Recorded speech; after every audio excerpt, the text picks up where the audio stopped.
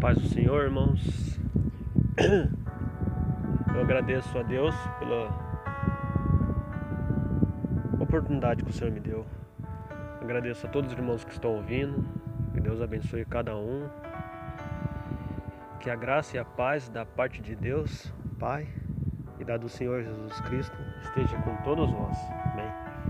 Eu queria convidar os irmãos a abrir no capítulo 3 de João, no Evangelho de João, onde Jesus vai falar acerca do novo nascimento. Eu queria falar um pouco sobre isso. Jesus vai abordar Nicodemos. Capítulo 3, a partir do versículo 1, que diz: E havia entre os fariseus um homem chamado Nicodemos, príncipe dos judeus. Este foi ter de noite com Jesus e disse-lhe: Rabi, bem sabemos que és mestre vindo de Deus, porque ninguém pode fazer esses sinais que tu fazes se Deus não for com ele. Jesus respondendo-lhe e disse-lhe: Na verdade, te digo que aquele que não nascer de novo não pode ver o reino de Deus. Disse-lhe, pois, Nicodemos: Como pode um homem nascer sendo velho? Porventura pode tornar a entrar no ventre de sua mãe e nascer? Jesus respondeu: Na verdade, te digo que aquele que não nascer da água e do Espírito não pode entrar no reino de Deus. O que é nascido da carne é carne, e o que é nascido do Espírito é Espírito. Amém, irmãos? Aqui Jesus vai abordar Nicodemos, dizendo que para entrar e para ver a Deus, a pessoa tem que passar por um processo de novo nascimento. Pois o que é nascido da carne é carne, e o que é nascido do Espírito é Espírito. Interessante, irmãos, que todos nós, antes de aceitarmos Jesus,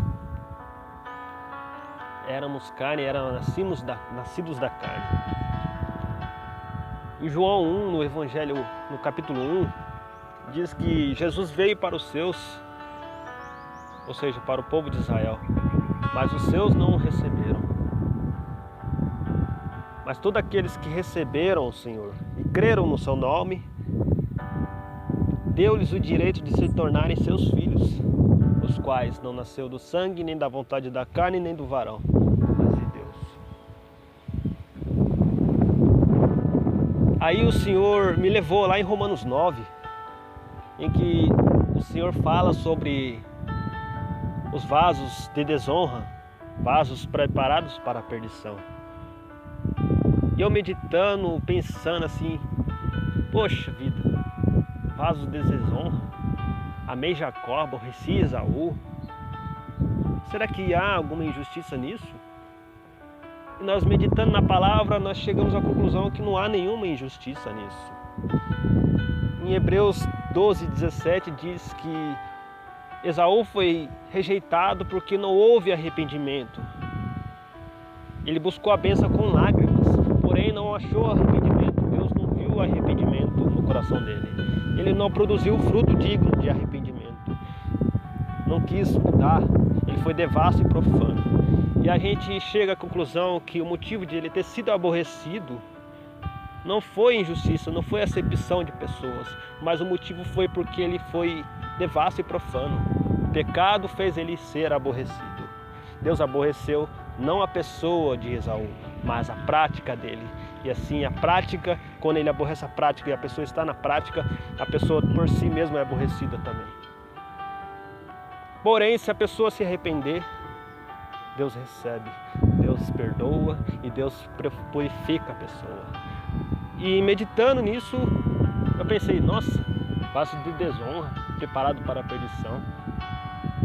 Só que a gente meditando na palavra, nós vemos que nós, antes de aceitar Jesus Cristo, éramos nascidos da vontade da carne, éramos nascidos da vontade do varão, fazíamos a vontade da carne e dos pensamentos e éramos por natureza filhos da ira.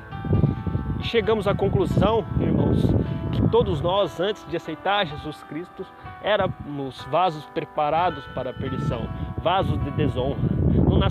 Não éramos nascidos da vontade de Deus, éramos nascidos da vontade da carne e do varão. Nós nascemos com a permissão de Deus. Éramos separados de Deus. Mas Deus, como é amoroso, aleluia. Antes de nascermos, Deus amou o mundo de tal maneira que resolveu enviar o seu Filho unigênito para o mundo, para que todo aquele que nele crê não pereça, mas tenha vida eterna. Nós éramos nascidos da carne, éramos nascidos da vontade do varão, éramos vasos de desonra, mas através de Cristo Jesus, do seu sacrifício na cruz, do teu amor por nós, nos tornamos vasos de honra. Ele nos tornou em vasos de honra. Ele nos fez nascer de Deus, aleluia, da vontade de Deus. Glórias a Deus. Ei, você que está ouvindo, talvez você se ache uma pessoa abandonada, uma pessoa que ninguém ama. Talvez você está se sentindo rejeitada, odiada, abandonada, mas não. Deus te conheceu desde o ventre de sua mãe. Deus te amou. Deus te amou e te preparou um plano já, irmão, aleluia, para você viver eternamente com Ele, para você ser, aleluia, nascido de Deus. Nós não somos mais órfãos, você não é mais órfão, você nasceu de Deus, aleluia. Você recebeu o Espírito Santo quando aceitou Jesus Cristo, aceitou as suas palavras, aleluia. Você não é mais nascido da vontade da carne e do varão, você agora é filho de Deus, aleluia, glórias a Deus. Veja o amor de Deus, a graça de Deus. Ele nos libertou, Ele te libertou, irmãos. Quando você deixou a vida de pecado, o Espírito Santo te purificou. Ele te conduziu ao caminho correto, que é Cristo Jesus, e você nasceu de Deus. Aleluia. Será que essa noite eu pergunto, será que você passou esse procedimento de novo nascimento? Será que você nasceu da água e do Espírito, da palavra de Deus? Se não, ainda há tempo. Ainda há tempo de se arrepender. Ainda há tempo de deixar a prática das más obras. Ainda há tempo de deixar de fazer aquilo que desagrada a Deus e fazer a vontade de Deus. Aleluia. Glórias a Deus. O desejo de Deus, aleluia, é que todos sejam salvos e que todos cheguem ao pleno conhecimento da verdade. O desejo de Deus é que ninguém se perca, mas que todos venham se arrepender. Eu quero deixar essa breve palavra. Você é precioso para Deus, você é importante para Deus, você vale muito para o Senhor Deus. Nós não amávamos eles, mas mesmo nós não amando Ele, Ele nos amou a nós e enviou seu Filho unigênito como propiação pelos nossos pecados. Glórias a Deus, aleluia. Você é especial para Deus, irmão. Amém. Não deixe o mundo te pôr para baixo, não deixe o mundo te dizer que você não vale nada. Você vale muito, a ponto de Deus dar o seu próprio Filho para morrer por você na cruz. Você é tão valioso, você é mais valioso do que esse mundo inteiro que vai perecer. Você é eterno, você é feito em imagem e semelhança de Deus.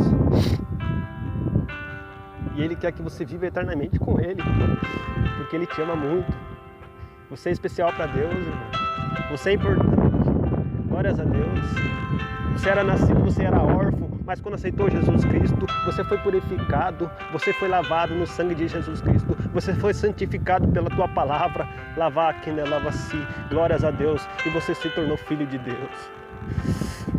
E a semente de Deus permanece em nós, irmãos. Logo, logo essa semente irá brotar, iremos tornar filho de Deus legítimos, porque estamos esperando a redenção de nossos corpos, a saber, aleluia, estamos esperando a adoção de filhos, a redenção de nossos corpos. E nunca mais haverá choro, nem tristeza, nem angústia alguma lá no céu com o Senhor. Amém, irmãos? Entenda, esse novo nascimento só acontece quando a gente aceita Jesus Cristo e as suas palavras. E a gente conhece a verdade, e a verdade nos liberta. A verdade nos liberta do poder do pecado, porque a graça de Deus nos liberta do poder do pecado e nos tornamos filhos de Deus quando aceitamos Jesus. Que essa palavra esteja no seu coração.